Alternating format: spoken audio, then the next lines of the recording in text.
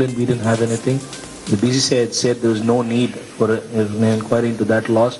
Now it's 8 losses outside home. What is the BCCI doing on that? I have already said that this is the same team that 8 months ago was the toast of India after we won the World Cup. True, we lost in England, but when we came back, the Indian team had success in India. And yes, again, there was, all of us know what happened to the Test series, but I think we have started the ODI series quite well now. And I have always maintained that it is not proper to have a discussion on the performance of the team while the tour was still on. This is a long tour of Australia. We had 4 tests, and then we have a tri-series with Australia and Sri Lanka, which we have, and then the T20s we halved, we split with Australia, and we have begun well here. So I think it's very premature to talk of an inquiry. I mean, there's no need for any inquiry at all, if you ask me. Let the team come back, and it is then for the selectors, the coach, and the others to evaluate what needs to be done further to improve performance if it is considered so necessary. Mr. Srinivasan, just want to ask you to clear the air about all these speculations regarding the demands made by Sahara, and what exactly has BCCI agreed to, the demands that were made by Sahara in yesterday's meeting. What has the BCCI agreed to and what the BCCI cannot accept?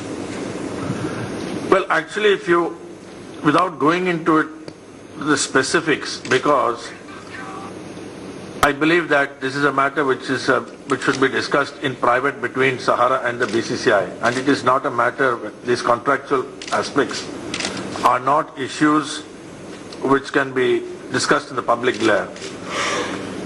But in as much as you've asked the question, I think I would say that some of the issues were with regard. One of it was with regard to the number of matches that was played last year. There are issues surrounding the quantum bank guarantee that was given by Sahara to the BCCI, and of course what they have already mentioned in public about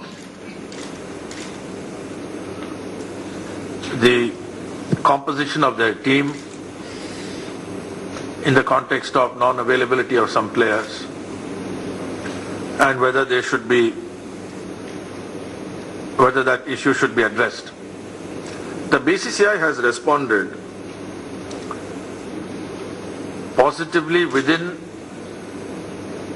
the framework of its rules, and the BCCI has also said that it is not possible to create an exception because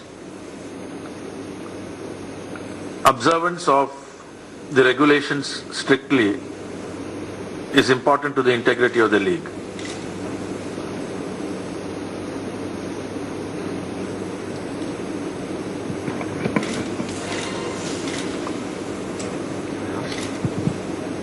But as you said, so what is the status right now in terms of the Team India sponsorship? Because it's not just about the IPL, but also the Team India sponsorship.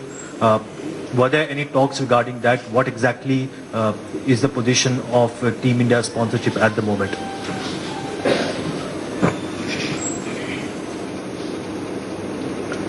The position is what it was. It is as I said, we have responded to what Sahara had raised as issues. Then it is up, it is then, we'll wait to see what the reaction is. Sir,